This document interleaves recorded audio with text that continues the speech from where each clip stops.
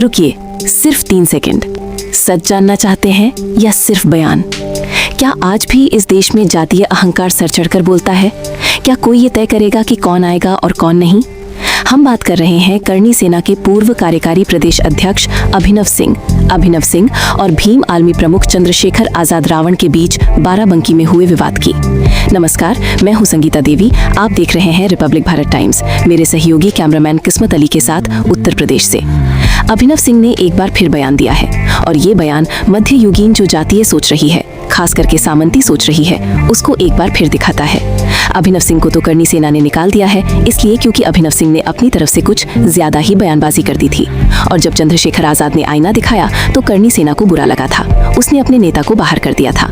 अब वही अभिनव सिंह दोबारा से अपनी उसी जातीय सोच को लेकर कैसी बातें कह रहे हैं, हम आज आपको ये सुनाएंगे। इसके अलावा ये भी जान लीजिए कि जयंत चौधरी को किसने दी है धमकी, किस तरह की धमकी मिली है, और क्या उनके लिए अब जो Z+ की सुरक्षा की मांग चल रही है, क्या वो सचमुच उनके लिए इस धमकी के बाद अब जरूरत बन गई है। ये खबरें आज रिपब्लिक भारत टाइम्स में। तो आज हम बात करेंगे उसी जातीय विद्वेष से उपजी उस घृणा की लड़ाई की जो पिछले कुछ दिनों से करणी सेना और भीम आर्मी के बीच दिखाई दी है। याद करिए, कुछ दिन पहले जब चंद्रशेखर आजाद रावण, जो कि भीम आर्मी प्रमुख हैं, नगीना से सांसद हैं, उनका कार्यक्रम बाराबंकी में लगा था, तो करणी सेना के पूर्व कार्यकारी प्रदेश अध्यक्ष अभिनव सिंह ने एक बयान दिया था और उन्होंने कहा था कि वो घुसने नहीं देंगे और बाकायदा उनके लोग चंद्रशेखर आजाद रावण, जो सनातन के विरोधी हैं, उनको किसी तरीके से आने नहीं देंगे और उनका वो हाल करेंगे कि वो याद रखेंगे। इस तरीके का बयान उन्होंने दिया। उसके बाद चंद्रशेखर आजाद रावण न सिर्फ आए बल्कि चढ़कर उनसे 2 गुना बयान दिया। बयान भी आपको सुनाएंगे।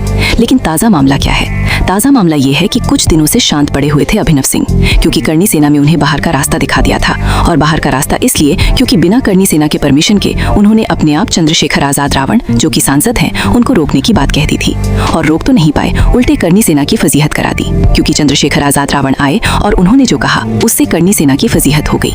पहले आप सुन लीजिए कि चंद्रशेखर आजाद रावण ने कहा क्या था। कि रोज सरेआम गुंडागर्दी, घुसने नहीं देंगे, पैर तोड़ देंगे। मैं चमड़े की चप्पल पहन के आया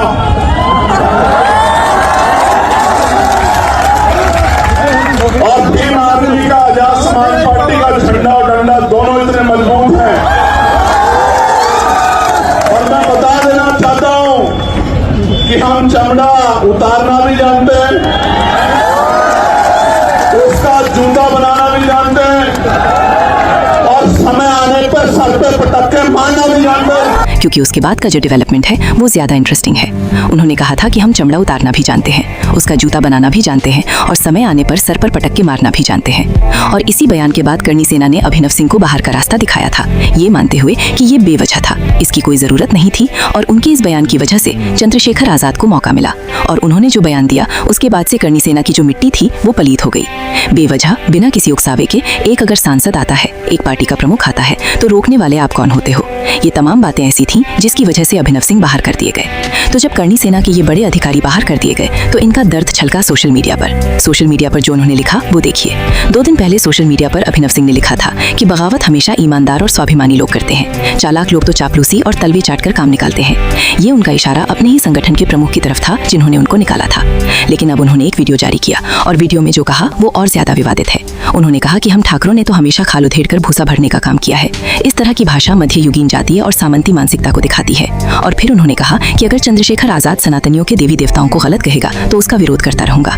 लेकिन इस पूरे मामले ने एक बार फिर ये दिखा दिया कि किस तरह जातीय अहंकार राजनीति में हावी हो रहा है। ठाकुरों ने जिन है और काम किया है, ये आपका स्टेटमेंट अच्छा नहीं लगा, आप डर गए, आप आए, पूरी 35 गाड़ियां पुलिस की आपको एमओसी एयरपोर्ट से लेके बाराबंकी आई, 50 निजी बाउंसर, वाइस रेडिंग सुरक्षा और उसके ऊपर किसी गली के लौंडे को अगर इतनी प्रोटेक्शन दे दी जाए या अभिनव सिंह को इतनी प्रोटेक्शन दे दिया, लाहौर में रैली करके अभिनव सिंह यूपी चलाएगा, ये डर तो मैं। अब बात करते हैं अगली खबर की।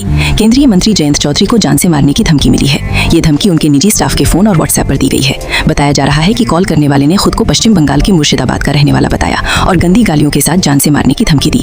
इस मामले में एफआईआर दर्ज कर ली गई है और दिल्ली पुलिस और पश्चिम बंगाल पुलिस जांच में जुट गई है। अब सवाल उठ रहा है कि क्या इस धमकी के बाद जयंत चौधरी की सुरक्षा बढ़ाई जानी चाहिए, क्या उन्हें Z+ सुरक्षा मिलनी चाहिए? इसको लेकर चर्चा तेज हो गई है। वहीं राजनीति के गलियारों में एक और चर्चा है कि जेडीयू के वरिष्ठ नेता केसी त्यागी जल्द ही राष्ट्रीय लोकदल का दामन थाम सकते हैं। बताया जा रहा है कि उनकी जयंत चौधरी से मुलाकात भी हुई है। हालांकि अभी इसकी आधिकारिक पुष्टि नहीं हुई है, लेकिन सियासी गलियारों में ये चर्चा जोरों पर है। फिलहाल आज की बड़ी खबरों में इतना ही। मैं संगीता देवी मेरे सहयोगी कैमरामैन किस्मत अली के साथ रिपब्लिक भारत टाइम्स के लिए उत्तर प्रदेश से। नमस्कार।